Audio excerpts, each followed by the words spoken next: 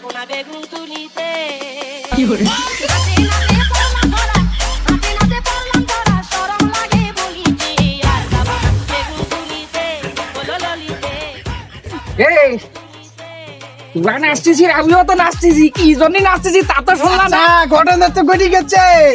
কি হয়েছে কি ঘটনা বেজাল নামে জান তোরা কইছে তোমার বেগুন খাচ্ছে।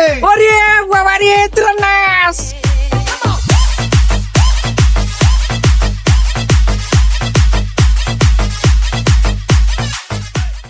আচ্ছা তুমি তো তা তো জানো না, ধরা খেয়েছে আমার গ্রামে।